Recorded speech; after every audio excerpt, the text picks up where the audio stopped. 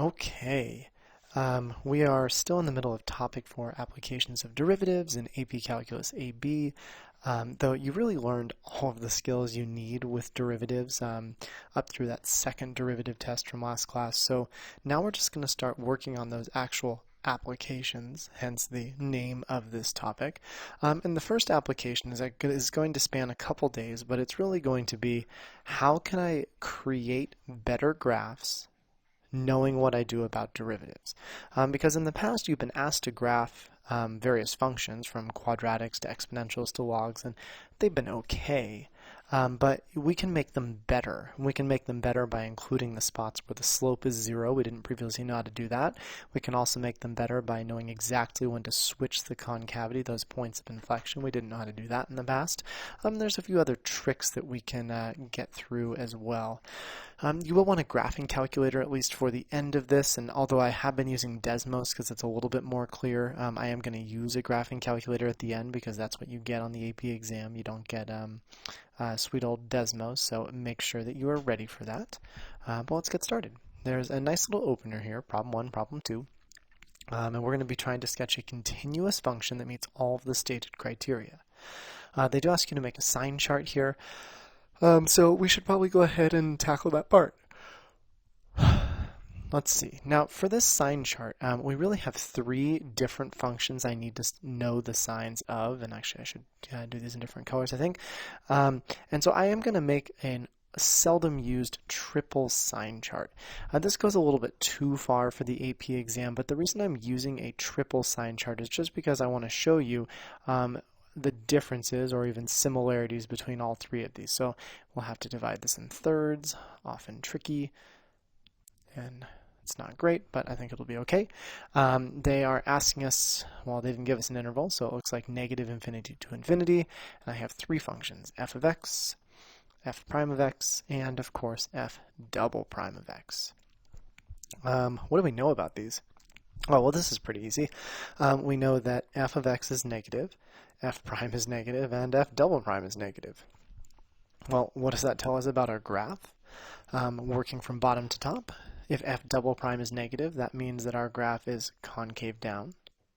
If f prime is negative, that means our graph, and I am saying our graph. When I really mean our graph, I mean f of x. I mean the original function is decreasing. And then the last thing, this one we haven't talked about before, if f of x is negative, and I don't have too fancy of a thing here, but if it is negative, what I do is I draw an xy axis, just a little tiny one. You can do one on each side if you would like.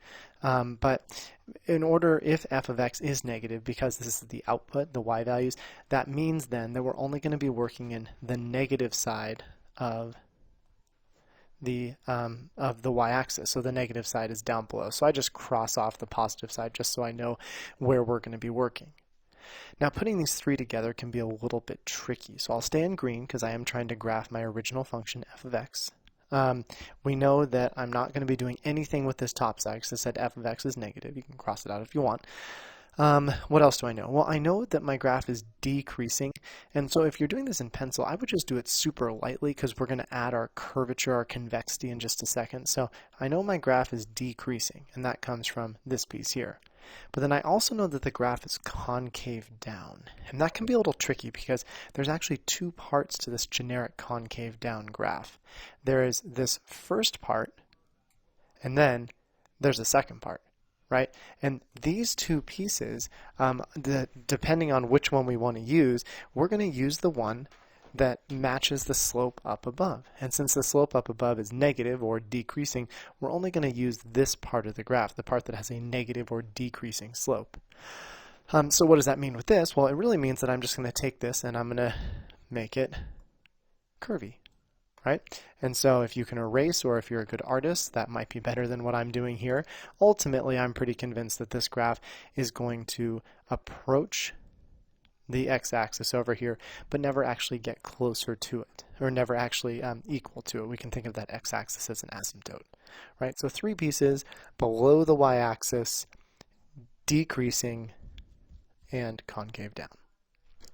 So knowing that, why don't you guys try the second one, create that sign chart, and then we will talk and see how you did. All right, well, you're back. They told us a couple things here. They didn't really tell us anything about f, though, in terms of interval, so I'm really not going to make that triple sign chart. I'm just going to do a double one here, especially because I don't have a ton of room, so that seems somewhat important. It's a pretty good straight line, always a nice day. We'll cut this in half. There we go. And we'll do two colors again. Last time I did this in yellow and this in purple, so I'll keep the same colors. We have f prime of x and f double prime of x. What important values need to go on our interval from negative infinity to infinity? You could argue it's only negative 5 to 5 because that's as far as the axis goes, but either way. Well, let's see. We know that there is this point. F of 1 is 4.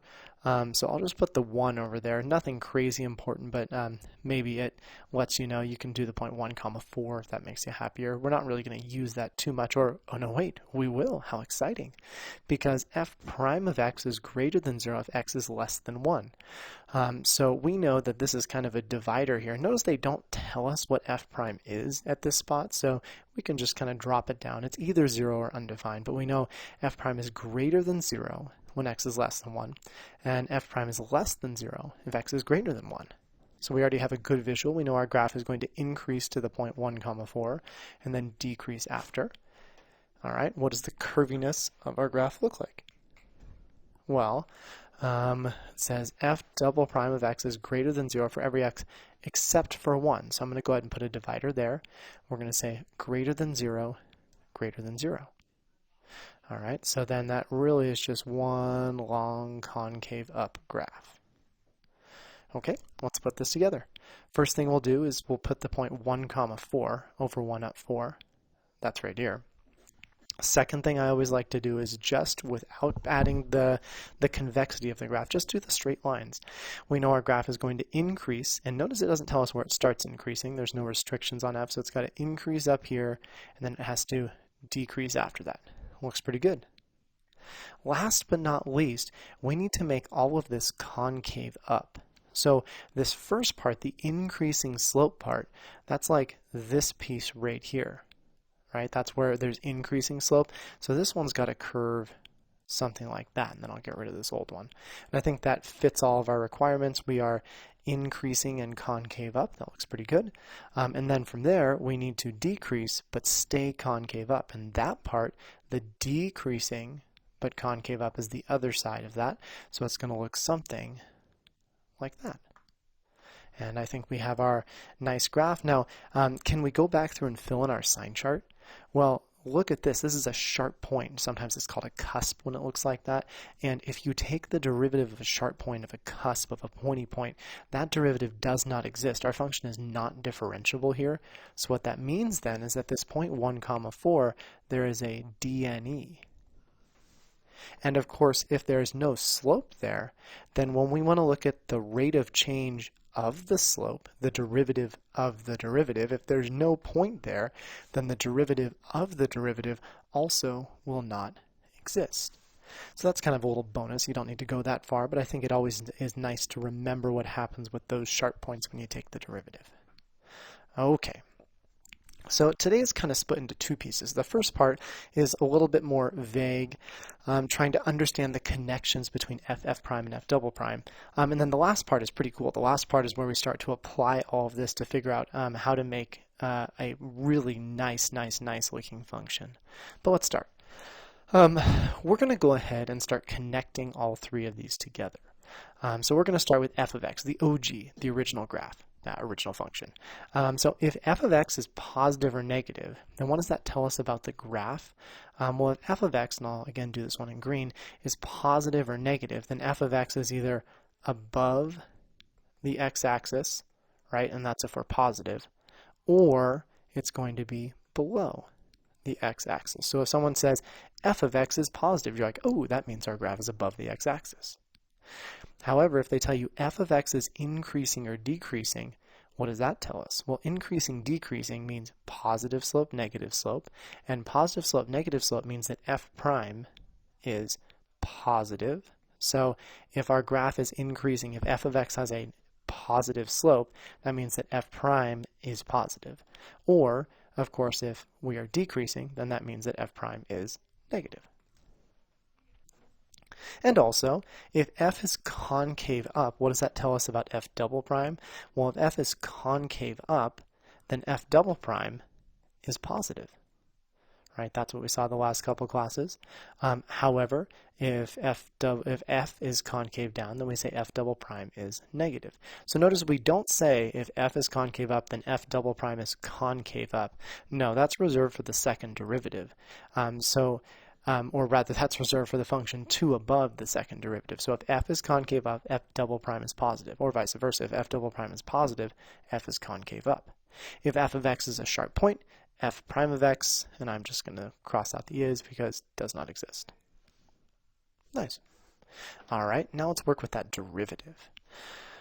If our derivative is positive or negative, well, this just to me looks like going backwards, right? If we know that our derivative is positive or negative, then that means f of x is either increasing or decreasing.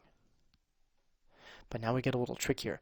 If f prime, if the pattern of the slopes is increasing, and what does increasing looks like? Well, -4, 1, 7, 100, right? It means as we move from left to right, all the values are getting larger. So if f prime is increasing, then that means that f double prime is positive. That's when we first learned the connection between f double prime and f prime. We said f double prime measures how the slopes are changing. And the same thing if if f prime is decreasing, then f double prime is negative. Two things to finish. If f prime is undefined, then what does that tell us about f of x? Well, this one's a little bit more vague because there's a bunch of ways that f prime could be undefined. It means that f of x, though, has no slope. There's a couple ways that this could happen. You could just say f of x has no slope, but you could say also something like f of x, I don't know, has a cusp, or you could say goes vertical, right? Vertical lines have no slope. Or you could also say that f of x just does not exist. There might be an open circle there, something like that. So a whole bunch of different options that would cause f prime to be undefined. And last but not least, if f prime, you could even just say f of x is not differentiable. That's probably important. Okay. If f prime has a sharp point, well, that's a little weird because we haven't talked about the graph of f prime, but it shouldn't surprise you that if f prime has a sharp point, then that means f prime does not exist. And if f prime does not exist, then f double prime also does not exist. We talked about that a little bit above. Last but not least, if f double prime is positive or negative, what does that tell us about f? Well, if f double prime is positive or negative, then f is concave up if double prime is positive, or concave down if f double prime is negative. Last but not least, if f double prime is positive negative, we've seen this before, f prime is what? Oh, well, if f double prime is positive and f double prime measures the rate of change of f prime, it tells us that f prime is increasing, right? Or if f double prime is negative, it tells us f prime is decreasing. And that's actually going to become really important on the next couple pages. And it's also, I admit, very confusing the fact that f double prime not only tells us about the concavity of f, it also tells us the rate of change of f prime. So f double prime being positive first means f of x is concave up, like this. But it also at the same time means that f of x, the slopes, are increasing, which is really saying the same thing, but saying it in two different ways. Now, why did we fill out this chart? Well, it's because I have 6 multiple choice questions ready to go for you, and I'd actually like you to try all of them first, and then you can come back and listen to the ones you think you didn't understand, or you can listen one at a time. But don't just let me talk you through all of them. That shuts down your brain's thinking processes. So here we go. The AP exam loves to ask questions about how the first and second derivatives affect f of x. So we're going to try a few, but really you're going to try a few and then unpause when you're ready. So ready, set, engage brain, go. And you're back. Let's go ahead and just do these one at a time. As always, feel free to skip through to get to the problem you're interested in. Let's see, 1. Let g be a twice differentiable function with g prime of x greater than 0. I should probably interpret these so I know what the heck I'm talking about. So g prime of x greater than 0 means, well, what does this mean? It means g is increasing. Or another way to say increasing is, of course, a positive slope. Okay, what else do we know? G double prime is greater than 0. What does that mean? Well, this one actually means two things. It means first that G is concave up, but it also means that G prime of x is increasing, meaning the slopes are getting larger. All right, so then let's see. We know that g of 4 is 12 and g of 5 is 18. I'm going to quickly arrange these in kind of like an xy chart. We eventually need g of 6. So here's x and g of x. And let's just make three nice little pieces like this. We have an x of 4, 5, and 6. We know that 4 is 12 and 5 is 18. And they're saying, what's a possible value for g of 6?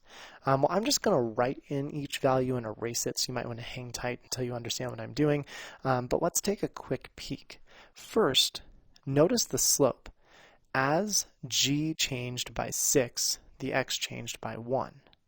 So really, because the x's are just changing by 1, we're just really going to be focused on the 6 over here. And again, what I'm looking at here is the slope. So the slope of g went up 6 over 1 to get from 12 to 18. Let's see what happens if, and I'm going to go ahead and let's pick 18. Let's try b first, and I'll just cross them out after we use them. We're going to say, could the output be 18? Well, again, we're dealing with slope here. That's all of our first semester of calculus. So the question is, can my slope go up 6 and then go up 0? Well, they told us that g is increasing, which means there needs to be a positive slope. This is not a positive slope. This rate of change is just up 0. Positive means greater than 0. So I think we couldn't have gone up by 0. We need to have gone up by a positive number. So this guy is out because we needed a positive slope, right? And that would have just been a slope of 0. So that's a no-go. Okay, well, what about something like, I don't know, let's go ahead and do 24 next. Okay, if we do 24, that means we went up by the exact same slope as before. So we went up by a positive slope. G is increasing. That's good to go. However, they also told us that g prime is increasing. And what that means is that our slopes are increasing in value, which means that if we went up by a slope of 6, my next slope, my next derivative, better be bigger than 6. So I can't go up by 6. I have to go up by something bigger than 6. And actually for that, we can probably use that logic to knock off these other two. If we tried 21, notice that means we went up by 3. Well, we can't have gone up by 3 because if I went up by 6 first and g prime is increasing, that means the pattern of the slopes, that the slopes need to get larger every time, not smaller. And so that's out as well. Similar idea. If this was 15, our first guy over here, that would have mean our slope went down by 3. But it says g is increasing. That means there's a positive slope, so 15's out as well. Well, that really leaves 27, so I hope that's right. But let's take a look. 27 would have mean that we went up by 9.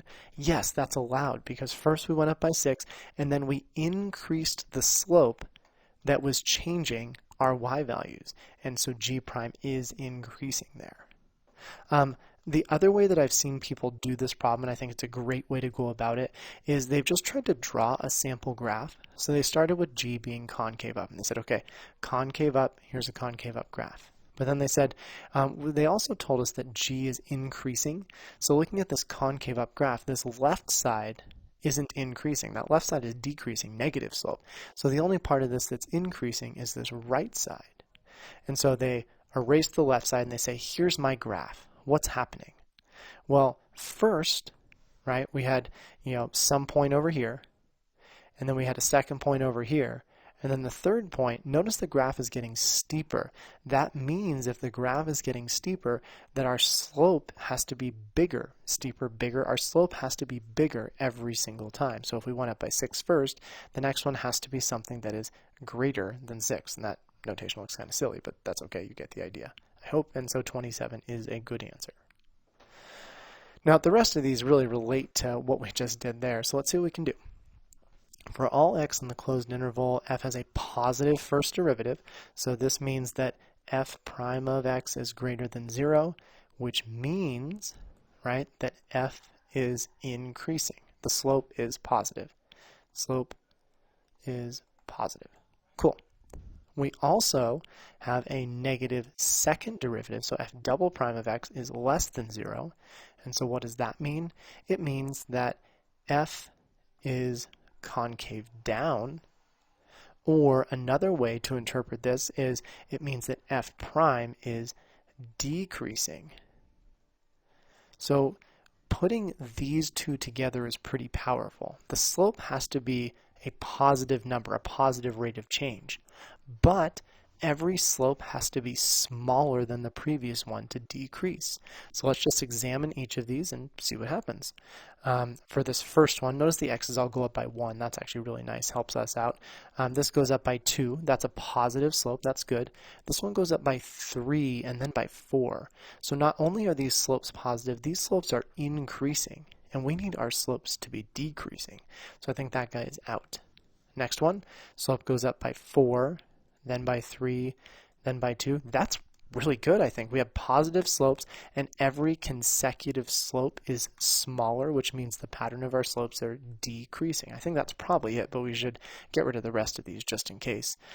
This one goes down 4, down 3, down 2. That's no good. The slope is positive. F is increasing. Part D, we go down, up. No, this one's getting negative again. We're out. And the last one goes down by the same amount every time. None of those have positive slopes. So I think B has to be our answer. Okay, moving on. For which of the following values is f prime positive? Oh, we should break this down again. So if f prime of x is greater than 0, what does that mean? Well, it means that f is increasing. Or another way to put it is f has a positive slope. So we should probably look at all the places on the graph that have a positive slope. I'll just highlight them in blue. Here is positive slope and positive slope. That really just gives us two options, doesn't it, these two? Well, what else do we know? We also know that f prime is increasing. So if f prime is increasing, well, how do we measure the rate of change of f prime? We measure that rate of change by looking at the derivative of f prime. And the derivative of f prime is f double prime. So if f prime is increasing, that means f double prime is positive. But of course, if f double prime is positive, then that means that f is concave up. Well, where are the concave up portions of this graph? I only see one of them, and I think it looks right here, doesn't it? That's the concave up. And so I think our final answer has to be E. Very nice. All right, moving on through. Another one of these. Let's see. F of 0 is negative 5. Eventually we need f of 2, just skimming ahead. So I'll kind of do that xy chart again. So let's take a peek. We have x and f of x. I think we'll need 3 values once again. Nothing if not predictable. 0, 1, and 2. We know 0 is negative 5. What else do we know? We know f prime of x is less than or equal to 3 for all x. That one's a little bit harder to put into words. So less than or equal to 3. So what does that mean? It means that f changes by at most 3. So what this means to me is we could go up by 3. We could not go up by 4 because that slope would be too big. We could go up, in quotes, by negative 7. Negative 7 is definitely less than 3. We could go up by negative 17. However, the most we can go up by is by 3. Anything more than 3 would mean the slope is too large. So then last part. Of the following, which is not a possible value for f of 2? Well, honestly, I would say let's just find what the largest possible value for f of 2 could be. And to do that, let's go up by the largest possible slope. The largest slope we can go up by is 3. So let's just go up by 3 a couple times. Negative 5 plus 3, that gets me to negative 2. And then let's go up by the absolute largest slope one more time. And that brings us up to 1. So to me, it seems like that 1 is the absolute largest answer we can get. So this is okay. But it says which is not a possible value. I don't think 2 is possible. If we went up by the largest value possible and we only got to 1, I think it'd be impossible to get to 2. Some people say, wait, how could you get to negative 10 if you're going up? We don't have to go up. This says less than 3, and negatives are less than 3. I'll show you how to get to negative 10, no problem at all, right? I'm just going to subtract, let's just subtract 5 here. That gets me to negative 10, and then let's go up by 0, and that keeps me at negative 10. Didn't say our slope had to be the same every time, just less than or equal to 3. So I think all of these are possible. This is our maximum, and so 2 cannot happen. Okay, you guys should be good at this one by now. We've already done one of these, but let's break it down just in case. F prime of x greater than 0. Well, hopefully we know what this means, that f is increasing, which of course means f has a positive slope. So let's look at all these and check out their slopes quickly. So this one goes down by 1, down by 2. That's not a positive slope. We're out. This one goes up by 0. That's also not a positive slope. That's 0 slope. This one goes up by 1, that's allowed. This one goes up by 1, then by 2, that's okay. And this one goes up by 2, then by 1. All right, so we're down to 3 options. We need the rest. F double prime of 0 is, or f double prime of x is less than 0. Well, first, that means that f is concave down. But in terms of actual values, it's probably easier to think of it as f prime is decreasing. Right? So if f prime, the slopes are decreasing, it means we're going up, but by decreasing values. So for example, this one goes up by constant values, and so that's a no-go. This one goes up by increasing values, first 1, then 2, and so this hopefully is the last one. Yeah, we went up by 2, and then we decreased what we were going up by to 1, and so E is our final answer.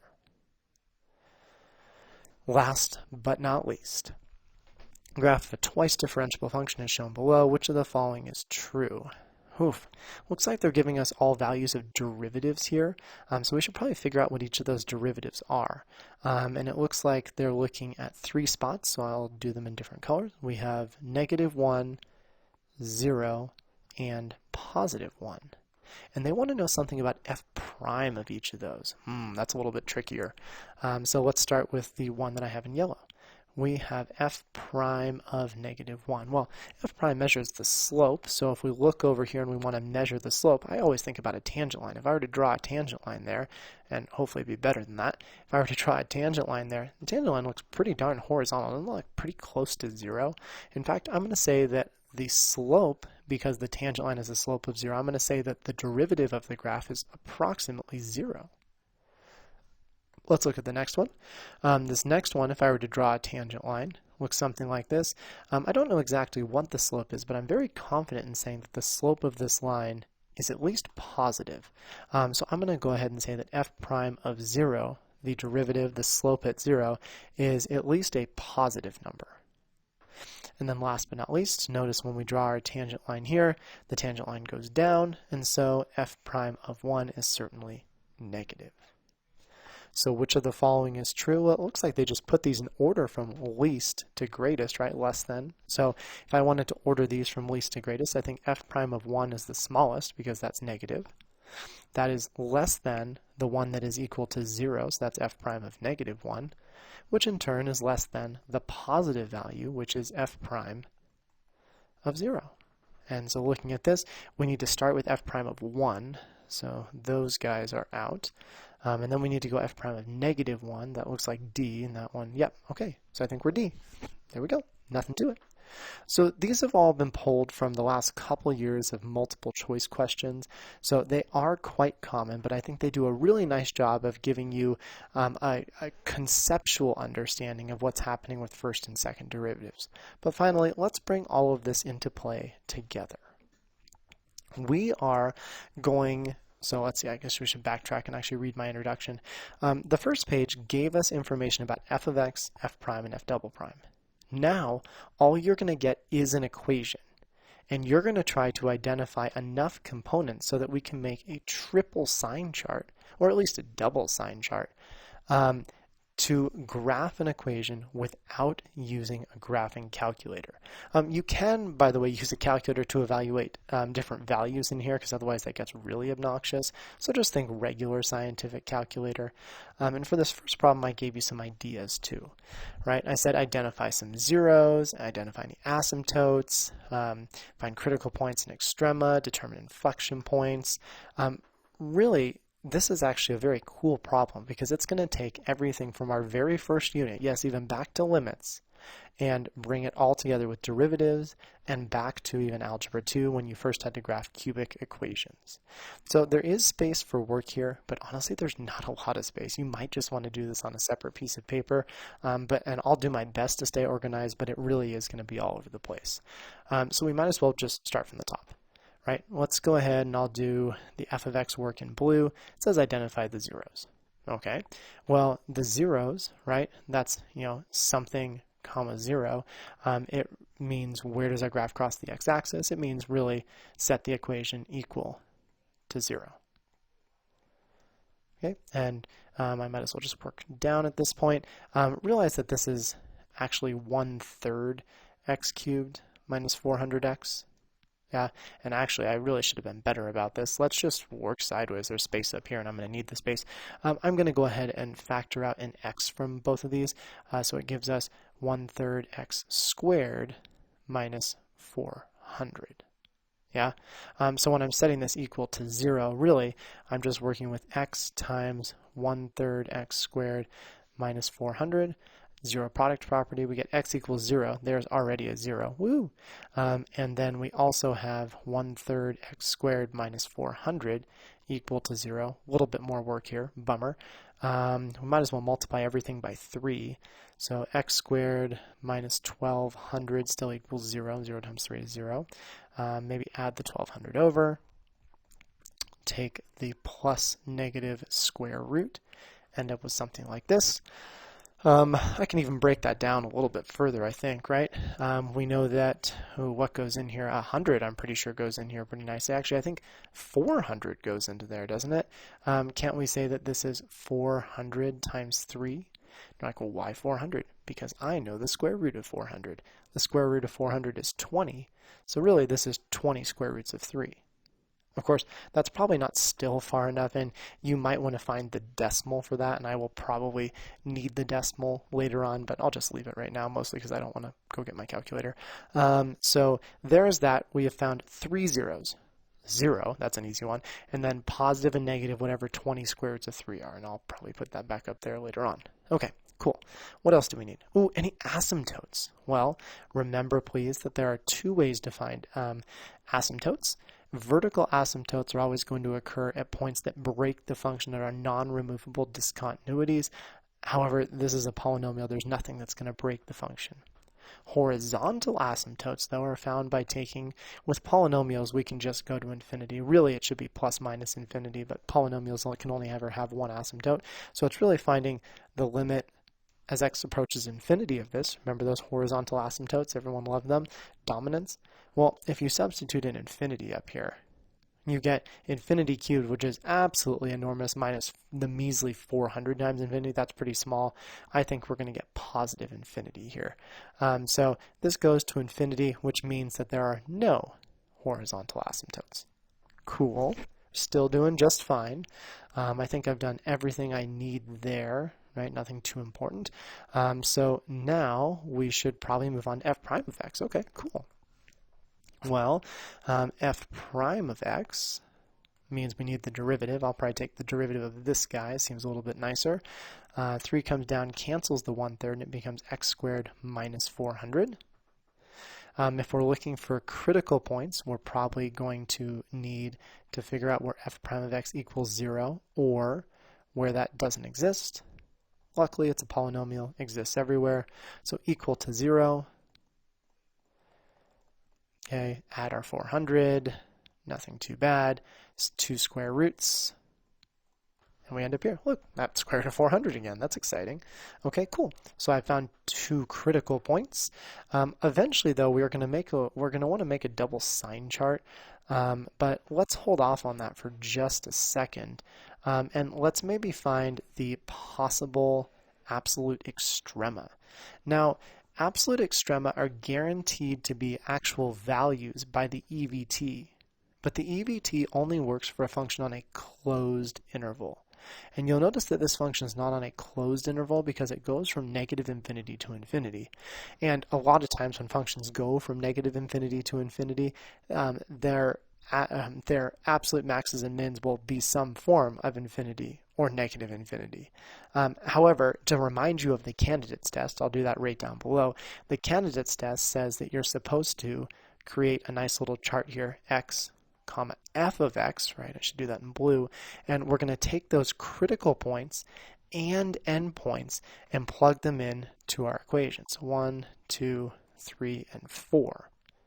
Right? And I'm going to pull up my calculator in a bit and do all the calculations at once, so hang tight. So what critical points? Well, negative 20 and 20. What endpoints? And that's where this really breaks down. Our EVT doesn't work here because our function's not on a closed interval, but we can still think about negative infinity and infinity. In fact, this brings you back to Algebra 2 and talks about end behavior. So if you remember, right, cubic functions with a positive leading coefficient always have an end behavior at positive infinity, negative infinity, negative infinity. But how could you see that here? Well, we already saw at infinity, we approach something infinitely large. Negative infinity? Well, negative infinity, if you substitute that in over here, we get negative something cubed, which stays negative. So that's an absolutely enormous negative infinity number, so very, very below the y-axis. And then this becomes a plus, but 400 times infinity is way smaller than infinity times itself 3 times. So the more dominant of these two is just that guy, which tells us our end behavior will be at negative infinity. So candidates test, but kind of warped because we really only apply the candidates test on a closed interval, but you get the idea. We do, however, have to substitute in negative 20 and 20 at some point, so we'll come back to those later on. All right, what else do we need? Oh yeah, I think we probably need f double prime. We want to look at the concavity of this craziness. So f double prime, derivative of f, that becomes 2x. Lovely. Where is f double prime equal to 0? Or where does f double prime not exist? Well, it exists everywhere. Equal to 0, I bet you could already see it. We get x equals 0, don't we? Cool. So I think now we have found our potential inflection point. It's not an actual inflection point until we check to make sure it changes sign. We've also found critical points. So I think we should probably finish this one up by making a double sign chart. Okay. Enough room for 2 rows here, something like this. We're going to need to look at the signs of f prime, and we're also going to look at the signs of f double prime. Okay, it might help us to realize that f prime factors to x minus 20 times x plus 20, but we also might not need that later on.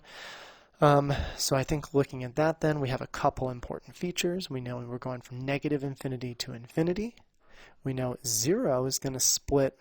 0 is not important for f prime, but it is going to cause f double prime to be 0. And sometimes I just like to kind of do a little dashed line just so you can split this up into little zones, but that's very optional. For f prime, we had negative 20. That makes f prime 0, and I'll do that little dash down here. And then we also had positive 20. Okay, so notice we really have 4 zones on our graph. Here are the 4 zones, and things are going to be happening on each zone. So let's go ahead and work with that f prime first. So if I substitute in, well, what's a nice number in this middle zone? I'm picking the middle zone because it's real easy to plug 0 into f prime, isn't it? If you substitute 0 in here, we're definitely getting a negative value. Now, normally I'd put the negative right in the middle, but because I see that dashed line and I realize there's 2 zones, I'm going to put the negative on each zone. I mean, it's the same thing, but and that tells us, of course, that our graph is decreasing, but we'll save that for the end. All right, something smaller than negative 20, let's go negative 30. Well, negative 30 minus 20 is negative 50. Negative 30 plus 20 is negative 10. Negative times a negative, this definitely becomes a positive. Positive 30 will also make this a positive. So it looks to me like our graph will increase, and then decrease, and then increase. But what about the concavity? Well, concavity-wise, we know that f double prime Let's see, we're just using 2x. I think that's pretty easy. In fact, I'll just plug in -20. That'll account for this entire interval right here. We substitute in -20. I'm pretty sure we get a negative value. And again, instead of putting in right in the middle, we're going to go ahead and put that negative value into each zone. A positive value will turn this positive, so positive, positive. And so that tells us that our graph is concave down and then concave up. And you can really see each respective zone. The first zone, our graph increases while concave down. Second zone, our graph decreases while concave down, and so on and so forth. I think we've pretty much done everything that we need. It did say to do a triple sign chart. I just did a double because I'm a rebel. I think that seems just fine. We probably have enough information to sketch this graph, but before I do it, I am going to go through and actually use my calculator to evaluate a few of these things. I did cheat a little bit, and I already graphed the equation, and I just did that so I can use this later on. So my equation is called f1 of x, and so that way when I go back here and I need to evaluate a few things, in particular I need to evaluate f1 of -20. I also need to evaluate f1 of +20, and seeing as that was a fraction, I bet they're the same fraction they are, let's find the approximation for them. -5,333.33. Remember that number? It's extremely important. It's not. -5,333.3 repeating, and same thing over here, though this one was a positive. Something like that. Okay. And then the last thing I wanted was 20 square roots of 3. I wanted to see where that occurred. So taking a look back, if my screen would change. There we go. Oh, and I flipped the signs too. Whoops, 20 is the negative and that one's positive. That's okay. We'll go back and change that in a second. So 20 times the square root of 3, and I again want that decimal answer with my CAS calculator, 34.641. Okay, so this was x equals 34.641 plus minus. And then I do need to remember to change the signs on these. That's the positive, that's the negative. Okay, now we have enough. We can graph this guy. I'm so excited. So we're going to create our axes. You're going to probably want to make this have fairly large and even x and y axes as well as we can do. Let's talk about scaling these axes because we want to be good about it. Let's start with the x's. What x values do we use on here? Well, we use these three x values, right? -20, 0, and 20. I think we also used these x values over here, so 34 point something. It looks like we could probably go up to 40 pretty nicely in each direction and get everything important. So 40, we'll split it in half with 20 first, right? Here's 10, here's 30, and that finishes off with 40. Okay, same thing over here. Split it right about at -20. Here is -10. Here is -30. And so at the end is -40. I think that's okay. We can even plot those x-intercepts right now. Do those in blue. 3 x-intercepts, 3 zeros. So we have 0. And then somewhere about -35 and +35. So -35 and +35. Somewhere around here. Doesn't have to be perfect. And then I think we'll just use our sign chart for the rest of this. Write lightly because I'm going to erase. We know our graph needs to increase until we hit -20, but -20 comma what? Oh, we know that it's -20 comma +5,333. Let's go by thousands. That seems fun. So we're going to go up by 1,000, 2,000, 3,000, 4,000, 5,000, 6,000. Right? I'm picking a 1,000 that's a little bit bigger than that, and we'll go the same way the other way. -1, 2, 3, 4, 5. Here's -6,000. Okay, so we need to increase until we hit -20, comma 5,333. So 5,300 is bigger than 5,000, smaller than 6,000. Okay, so my graph is going to need to increase to there. And then we need to decrease to 20, comma -5,333. So we're going to decrease over here. And then last but not least, we're going to increase to infinity and beyond. So we have a good idea what this graph is looking like, but we need to add the concavity. We need to be concave down until an x value of 0. And I think this one isn't too crazy. We're just going to need to angle this a little bit more. Concave down, 0 slope. until we get over here. And then once we hit 0, now we need to be concave up. Concave up is going to look something like that. And I think I can probably erase this now, erase all the individual pieces, and look at that. We have a fairly darn accurate graph where we can see the critical points, the inflection point, the zeros, and we were able to scale our axes with no such problems. Now, to finish this off, we are going to graph this on our graphing calculator. So go ahead and pull those calculators out. And what I'd like you to do is to make sure that you're on a standard screen before you graph. This is a cause of much dismay to many students when they go to graph these. Their screens are all messed up. Either they're doing stats and something weird is happening, or they've graphed something else and they've forgotten they changed the window. So as soon as you graph, or as soon as you get into a graphing screen, we're going to do that menu, zoom, and then standard, which is 5. So mine didn't change. I'm already in a standard window.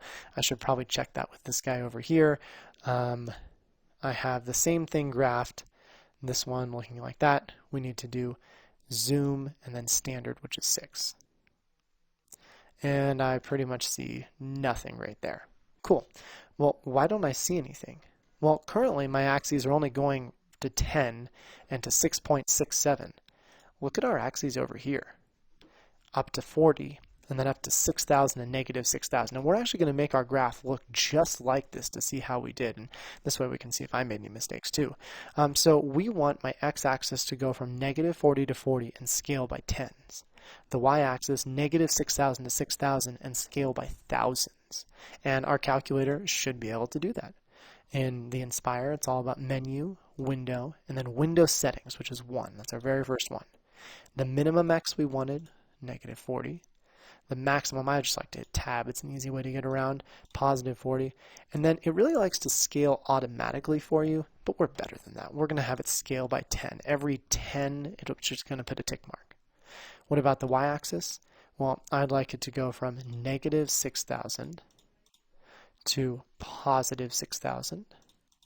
And no automatic scaling for us. Manual scaling, every tick mark, every 1,000. Tab, and then enter. Fingers crossed, and look at that. A beautiful graph, easy to read axes, everything on here looking exactly like we did. We are phenomenal, right? If we wanted to find those x-intercepts, you could, and we might as well. Let's see how I did with that. We're going to analyze that graph and find a 0. There are 3 zeros on here. I'm just going to do the furthest left, so I have to move to the left of the 0, click the center of my trackpad, move it over to the right, click again. You'll notice this says 34.6. Well, that's not enough for the AP exam. We need 3 decimals, so bring your mouse over to the plus, hit that plus a couple times, and you can see it's negative 34.641. This negative 9.9 e to the negative 10 really means that the calculator is just having trouble doing all the math with this big number, and it says you need to move the decimal 1, 2, 3, 4, 5, 6, so it's negative 0.00000000099, which is essentially 0. So when you see this on your calculator, you do need to realize that means 0. Now, how do we do it on the 84? Very, very similar. Window, or right here, right? The x minimum, I think we said was negative 40. The maximum is positive 40, 40. We want it to scale by tens. And then we work the y, negative 6,000, positive 6,000, and we scale by thousands. And graph. And look at that. You are now one of the best graphers at your school, very much helped because you know derivatives. Now there is one more problem on here, but I think we really get the idea, and if you want to try one more you can, and you can ask me about it. This one's pretty cool. It involves the quotient rule. There's definitely a lot more to it, but you'll know if you did it right if when you graph it on your calculator it matches the graph that you made here. And if you did it wrong, you can always email or reach out to me, but I think I've been talking at you for long enough now, so let's call it good for the day. Just to recap, We started by working these multiple sign charts at once. We made connections between derivatives. We talked about how the first and second derivative work together to tell us about increasing and decreasing slopes. And then we finished by putting it all together to creating a very nice and accurate graph. So thank you for tuning in. I'm excited to have you back. Really, the next couple days are just focusing more on these connections, nothing too crazy, and I am excited to see you all virtually next class.